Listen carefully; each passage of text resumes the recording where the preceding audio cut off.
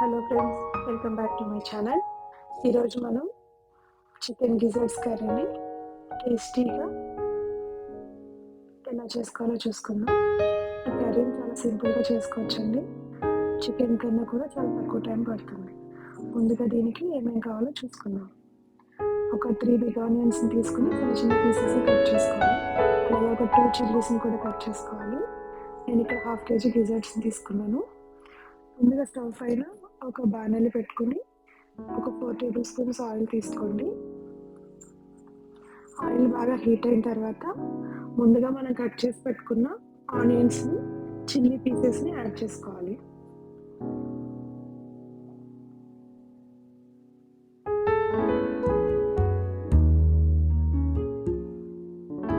అలాగే కర్రీ లీవ్స్ని కూడా యాడ్ చేసుకోండి. ఇప్పుడు వీటిని ఆయిల్ బాగా కలిసేలాగా కలుపుకొని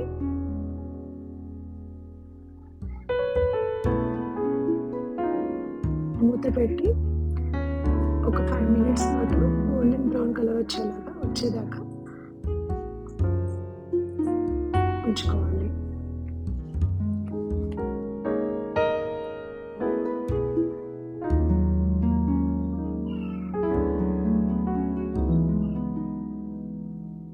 ఇంకా కొంచెం మగ్గాలండి.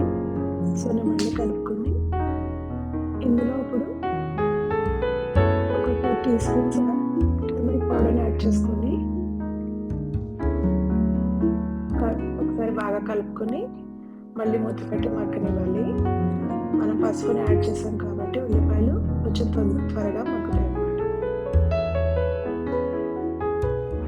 సో ఆఫ్టర్ 5 మినిట్స్ ఉల్లిపాయలు బాగా మగ్గాయండి. ఇప్పుడు నేను దీంట్లోకి వాష్ చేసి పెట్టుకున్న గిజార్డ్స్ని యాడ్ చేసుకుంటున్నాను.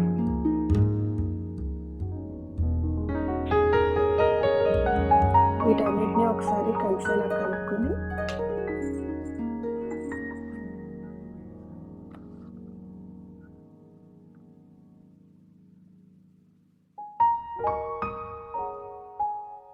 అల్లం వెల్లుల్లి పేస్ట్ని యాడ్ చేసుకోండి. నేను ఇక్కడ ఒక 2 టీ స్పూన్స్ అల్లం వెల్లుల్లి పేస్ట్ యాడ్ చేసుకున్నాను. ఈ అల్లం వెల్లుల్లి పేస్ట్ బాగా కలుపుకొని పచ్చివాసన పోయేదాకా మూత పెట్టుకొని ఒకసారి మగ్గనివ్వాలి. సో ఇలా పెట్టినప్పుడు మీకు ఈ గిజర్డ్స్ అనేవి ఆయిల్లో బాగా మగ్గి టేస్ట్ బాగా వస్తుంది.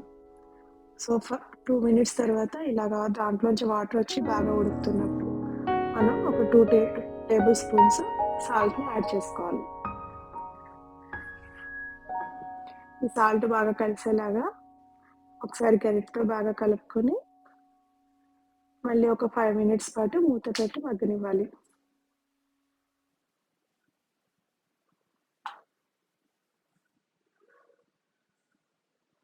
ఫైవ్ మినిట్స్ తర్వాత బాగా మగ్గాయండి. ఇప్పుడు మనం దీంట్లో చిల్లీ పౌడర్ని యాడ్ చేసుకోవాలి.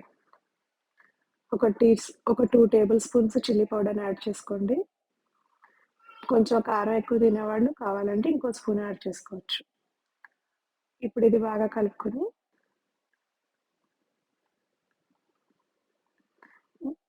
కారం పచ్చివాసన పోయేదాకా ఒక 2 మినిట్స్ పాటు మూత పెట్టుకోవాలి.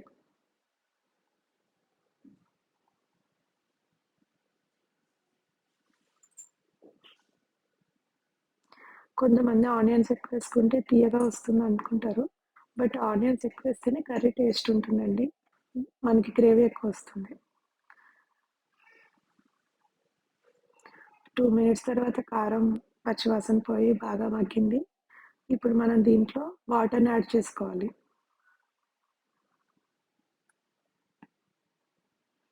ఒక హాఫ్ గ్లాస్ వాటర్ని యాడ్ చేసుకుని ఒకసారి కలుపుకొని మూత పెట్టేసి ఒక 5 మినిట్స్ పాటు మీడియం ఫ్లేమ్లో కుక్ అవనివ్వాలి.